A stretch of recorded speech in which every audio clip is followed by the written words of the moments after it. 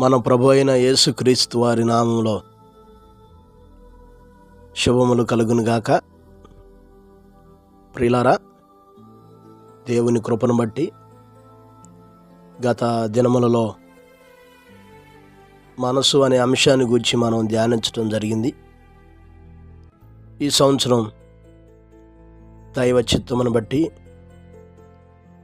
సామెతల గ్రంథ ధ్యానములు మనం చేయబోతున్నాం. ఈ గ్రంథాన్ని గురించి ధ్యానం చేసేటటువంటి ముందు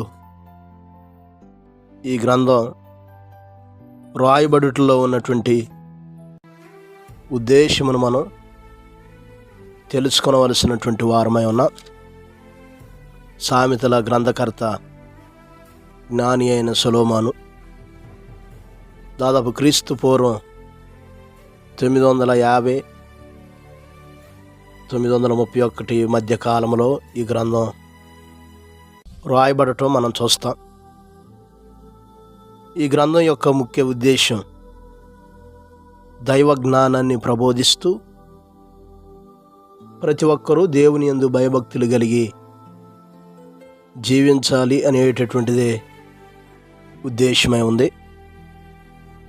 అతి తేలిక పదజాలంతో అందరికీ అర్థమయ్యేటటువంటి సామాన్యమైన భాషలో రాయబడినటువంటి పుస్తకం ఈ సామెతల గ్రంథం. ఈ పుస్తకంలో దాదాపు 49 ప్రశ్నలు, 67 రకాల పాపములు, మూడులను గూర్చి 66 సార్లు, సోమరితనమును గూర్చి 28 సార్లు, రాజులను గూర్చి 22 సార్లు, చెడు కార్యములను గూర్చి 25 సార్లు, దాదాపు 215 ఆజ్ఞలు, 120 వాగ్దానములు, 27 ఆశీర్వాదములు, జీవిత రహస్యములను గూర్చిన ప్రస్తావన 24 సార్లు, దాదాపు 560 సామెతలు గూర్చి ప్రస్తావించటం మనం చూడగలం. ఈ గ్రంథం యొక్క ముఖ్య వచనం మొదటి అధ్యాయం 7వ వచనం. మొదటి అధ్యాయం దాదాపు మొదటి 6 వచనాల్లో ఎందుకు సామెతల గ్రంథాన్ని రాస్తున్నాడో గ్రంథకర్త వివరిస్తున్నాడు. జ్ఞానమును ఉపదేశమును అభ్యసించటానికని, వివేక సల్లాపములను గ్రహించుటకు, నీతి న్యాయ యథార్థతలను అనుసరించటానికి, బుద్ధి కుశలతనిచ్చు ఉపదేశం అందటానికి, జ్ఞానము లేని వారికి బుద్ధి కలిగించటానికి, ముఖ్యంగా యవ్వనులకు తెలివి వివేచన పుట్టించటానికి తగిన సామెతలు. జ్ఞానం గలవాడు విని పాండిత్యం వృద్ధి చేసుకోవటానికి, వివేకం గలవాడు ఆలకించి నీతి సూత్రమును సంపాదించుకోవటానికి, ప్రతి ఒక్కరికి యవ్వనులకేంది, పెద్దలకేంది, జ్ఞానులకేంది, ప్రతి ఒక్కరిని గూర్చినటువంటి మాటలు ఈ గ్రంథంలో ప్రస్తావించబడటం మనం చూడగలుగుతాం. ఈరోజు మన ధ్యానాంశం మొదటి అధ్యాయం 7వ వచనాన్ని ధ్యానం చేయబోతున్నాం. యెహోవా యందు భయభక్తులు కలిగి ఉండుట తెలివికి మూలము, మూర్ఖులు జ్ఞానమును ఉపదేశమును తిరస్కరించుదురు.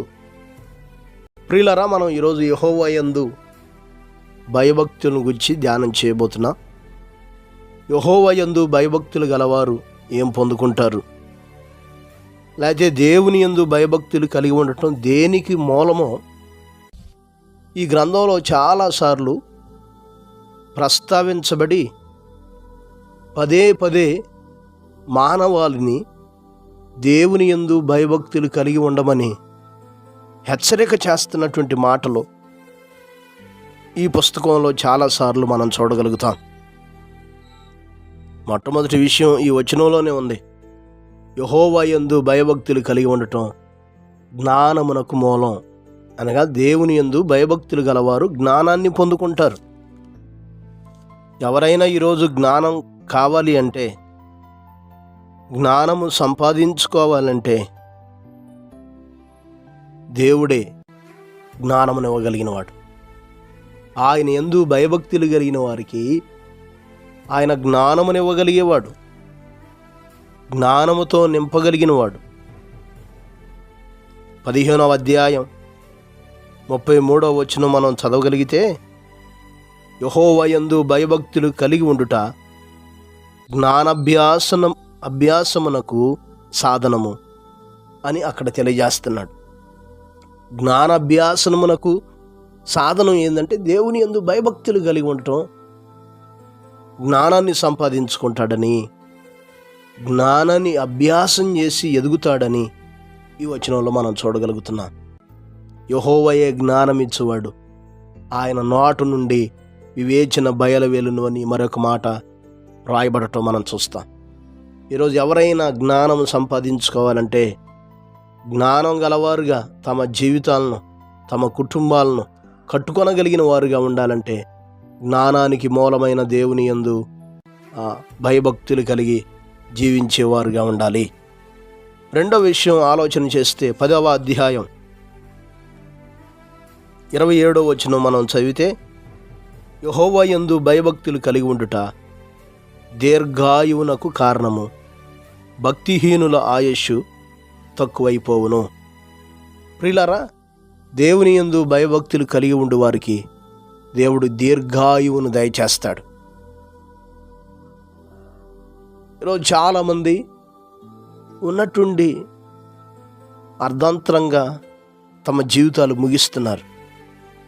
కొన్నిసార్లు దేవుని ప్రజల పట్ల దైవచిత్తం కావచ్చు, కానీ లోకంలో భక్తిహీనంగా జీవిస్తూ, దుర్మార్గపు క్రియలు జరిగిస్తూ, అధికముగా పాపం చేస్తూ, తమ కాలముల కంటే ముందుగానే తమ జీవితాలను ముగిస్తున్నటువంటి వారిని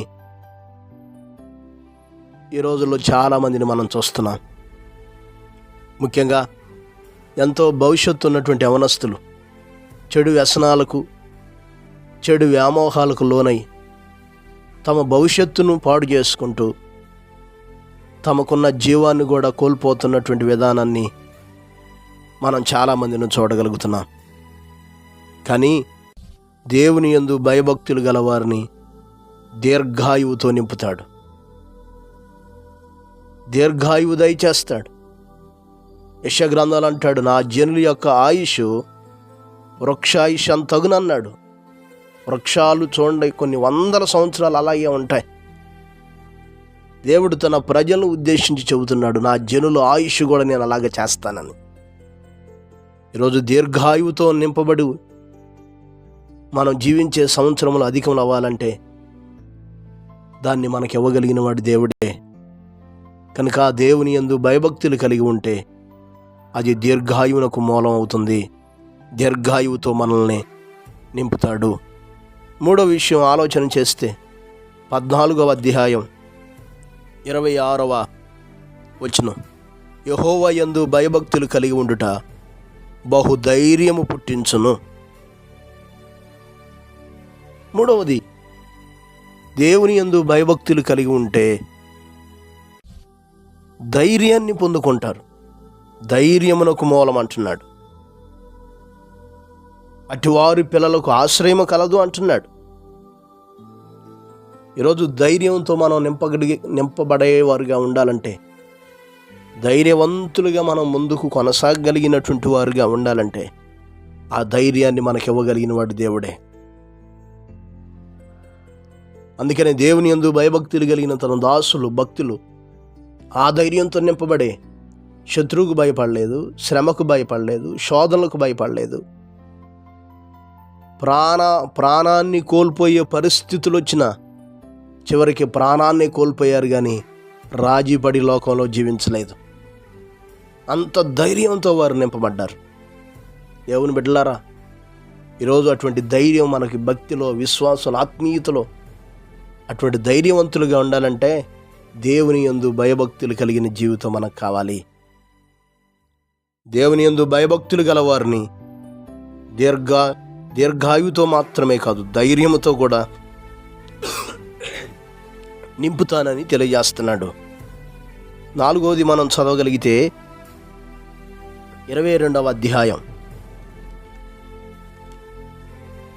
4వ వచనం చదివితే, యెహోవా యందు భయభక్తులు కలిగి ఉండుట వినయమునకు ప్రతిఫలము, ఐశ్వర్యమును ఘనతయు జీవమును దాని వలన కలుగును. ప్రియులారా, దేవుని యందు భయభక్తులు కలిగి ఉండువారు వినయం గలవారుగా చేయబడతారు. వినయాన్ని ప్రసాదిస్తాడు దేవుడు వారికి. వినయంతో పాటు అనేకమైన దీవెనలు కూడా ఇక్కడ ప్రస్తావించి రాయించాడు. ఐశ్వర్యం, ఘనత, జీవం అవన్నీ దేవుని యందు భయభక్తులు కలిగి వినయం గలవారికి వాటిని దయచేస్తానంటున్నాడు. ఈరోజు చాలామంది భక్తి గలవారం అనుకుంటున్నాం, కానీ సరైన భక్తి లేక మన జీవితంలో వినయాన్ని కలిగి ఉండలేకపోతున్నాం. వినయం అనేది దేవుని బిడ్డల లక్షణం. అందుకని పత్రికల్లో మనం చూస్తాం, మీరు పిలువబడిన పిలుపుకు తగినట్టుగా సంపూర్ణ వినయముతోను సాత్వికముతోను నడుచుకొనవలనని నేను మిమ్మల్ని బతిమాలు కొనుచున్నానని పౌలు భక్తుడు రాస్తాడు. వినయం అనేది నిజమైన దేవుని బిడ్డలకు ఉండవలసినటువంటి లక్షణం, కనపరచవలసిన లక్షణం. కనుక ఈరోజు వినయమును మనం పొందుకోవాలంటే, వినయము గలవారుగా మన జీవితాల్లో ముందుకు కొనసాగించేటటువంటి వారుగా ఉండాలంటే, దేవుని యందు భయభక్తులు గలవారు మాత్రమే వినయాన్ని సంపాదించుకుంటారు.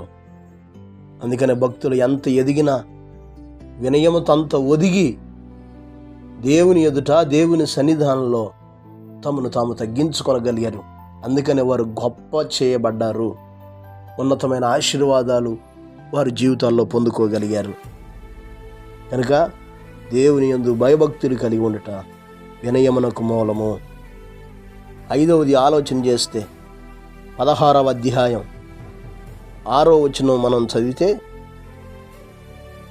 అక్కడ రాయించాడు, యెహోవా యందు భయభక్తులు కలిగి ఉండుట వలన మనుషులు చెడుతనము నుండి తొలగిపోవుదురు.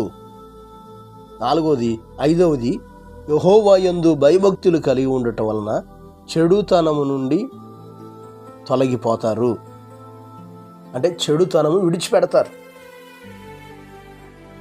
ఈరోజు పాపములో ఉండేవాడు, చెడు చేసేవాడు, చెడును ప్రేమించేవాడు దేవుని యందు భయభక్తులు గలవాడుగా ఎన్నడూ ఉండలేడు. ఏ భక్తుని గురించి ప్రస్తావించబడింది, అతడు యెహోవా యందు భయభక్తులు కలిగిన వాడై చెడుతనమును విసర్జించిన వాడు. చెడుతనమును విసర్జించటాన్ని బట్టే, అసహించుకోవటాన్ని బట్టే నిజమైన భయభక్తులు కలిగిన వాడుగా ఉండగలిగాడు. ప్రియులారా, ఈరోజు చాలామంది లోకాన్ని అనుసరిస్తున్నారు, దేవుని దగ్గరికి వస్తున్నారు. లోక సంబంధమైన వ్యామోహాలను అనుసరిస్తున్నారు, దేవుని పిల్లలుగా దేవుని ఎదుట ఉంటున్నారు. ఇది నిజమైన భయభక్తులు కలిగిన జీవితం కాదు. మనం నిజమైన భయభక్తులు కలిగిన వారమైతే చెడుతనాన్ని విడిచిపెడతాం, చెడుతనము నుండి తొలగిపోతాం. అది ప్రతిఫలం. భయభక్తులు కలిగి ఉండేవారికి తగిన ప్రతిఫలం ఏంటంటే చెడుతనమును విడిచిపెట్టడం.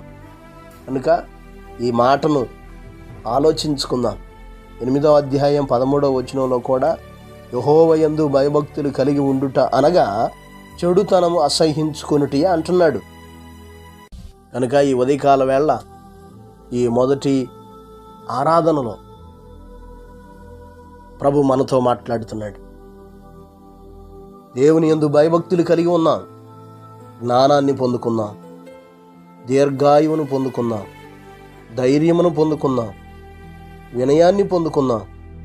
చెడుతనము నుండి తొలగి ఆయన కొరకు ముందుకు కొనసాగుదాం. అట్టి కృప దేవుడు మనకు దయచేయునుగాక.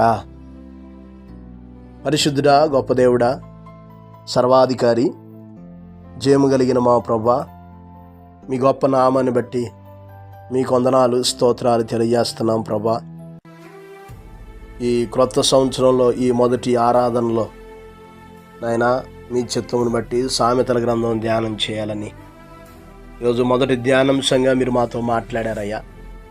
మీ యందు మేము భయభక్తులు కలిగి జీవించాలని, భయభక్తులు కలిగి ఉండుట వలన మేము ఏం పొందుకుంటామో కొన్ని విషయాలు మీరు మాకు నేర్పించారు. మా ప్రియులైన బిడ్డలందరి కొరకు ప్రార్థిస్తున్నాను నాయన. ఏ స్థలంలో ఉన్నా ఎక్కడున్నా మీ యందు భయభక్తులు కలిగి ఉండగలిగే జీవితం దయచేయండి తండ్రి. స్తోత్రాలు. ప్రతి ఒక్కరిని దర్శించండి, జ్ఞాపకం చేసుకోండి. పడిన వారిని లేవనెత్తండి. ఇంకా పాపములో వ్యర్థమైన జీవితంలో ఉన్నటువంటి వారికి విడుదల దయచండి. ప్రతి ఒక్కరి జీవితాల్లో బలమైన కార్యాలు చేస్తూ నాయనా ఈ పునరుద్ధాన దినాన మీ సన్నిధిని తోడుగా ఉంచి ఈ దిన దీవెనల ఆశీర్వాదాలు ప్రతి ఒక్కరికి దయచేయమని యేసు నామమున అడిగి వేడుకొనుచున్నాము తండ్రి. ఆమేన్. మన తండ్రి అయిన దేవుని ప్రేమయు, కుమారుడైన యేసుక్రీస్తు ప్రభువారి యొక్క కృపయు, పరిశుద్ధాత్మ దేవుని నిత్య సహవాసము మీకందరికి తోడయ్యుండును గాక. ఆమేన్.